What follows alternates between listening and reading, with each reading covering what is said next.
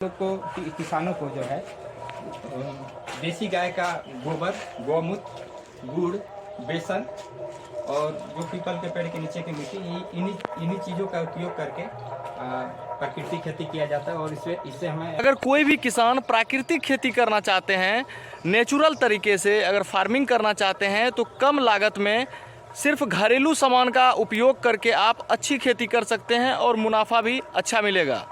हम सारी चीज़ों पर जानकारी लेंगे। यहाँ के जो हैं कृषि विज्ञान केंद्र के जो वैज्ञानिक हैं, उनसे हम जानकारी लेने का प्रयास करेंगे। किसान अगर प्राकृतिक खेती करना चाहे तो किस तरह से कर सकता है और किन किन चीज़ों की ज़रूरत पड़ेगी? देखिए, प्राकृतिक खेती में सबसे पहले जो है हम लोग मिट्टी के स्वास्थ्य को ध्यान में रखते हैं। तो मिट्टी के स्वास्थ्य के लिए हमको 3 चीज़ की ज़रूरत होती है। उसमें मिट्टी में जो हमारा खेत है, खेत की मिट्टी में सूक्ष्म पोषक तत्व की संख्या पर्याप्त मात्रा में होनी चाहिए।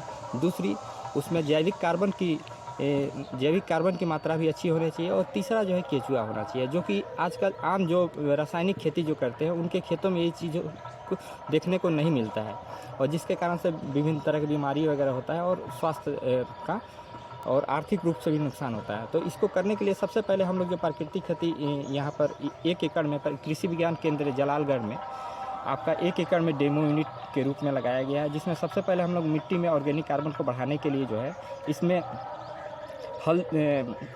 खल्ली जो है, जैसे सरसों के खल्ली हो गया, तिल का खल्ली हो गया, कोई भी खल्ली जो है उसको हम उपयोग करते हैं, जिससे उसका कार्बन बढ़ता है। और चूना का उपयोग करते हैं, और उसके लिए हम लोग बीजामृत को भी जो है देसी तरीक़ा से बनाते हैं, जिसमें हमको देसी गाय का गौमूत्र, गोबर, गुड़ और बेसन, और इसके अलावा जो है पीपल के पेड़ के नीचे की मिट्टी का उपयोग करके हम केवल इसको सारी फसल सुरक्षा करते थे। इसके अलावा एक हम लोग गो कृपामित्र बनाते हैं, जिससे हम लोग सिंचाई के साथ भी उपयोग करते हैं और उसको फसल सुरक्षा के रूप में उपयोग करते हैं। यदि 15 लीटर की एक टंकी है तो गो कृपामित्र के 2 लीटर और 1 लीटर जो है हमारा देसी गाय की गौमूत्र है, और 12 लीटर पानी को मिला के जब हम फसल को स्प्रे करते हैं तो उसमें किसी तरह का बीमारी और कीड़ा का नहीं लगता है। अच्छा, दूसरी चीज़ कि अगर किसान अगर इसको करते हैं तो क्या पहले की तरह ही फसल उसकी उत्पादन हो पाएगा या किसी तरह का प्रभाव पड़ेगा?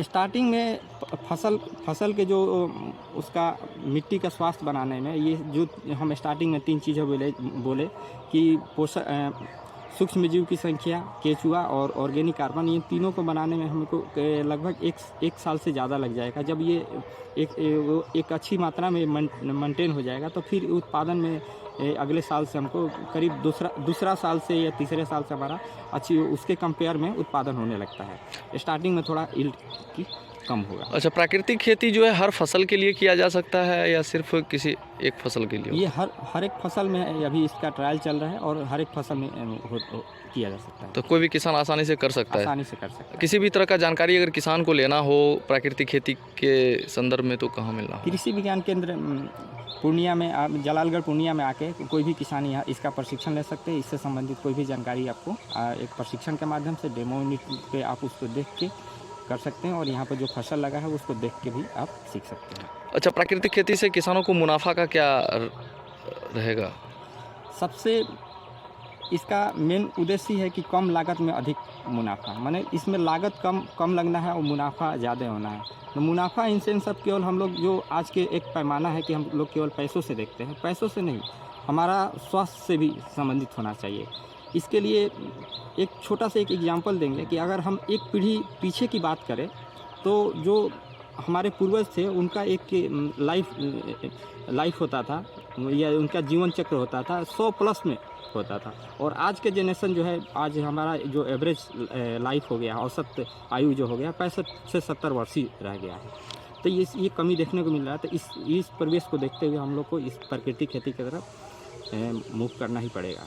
मतलब कहने का मतलब है कि अभी के लोग केमिकल वाले खेती ज़्यादा कर रहे हैं, रसायन पर ज़्यादा निर्भर हो रहे हैं, उन्हें प्राकृतिक पर निर्भर होने की ज़रूरत है।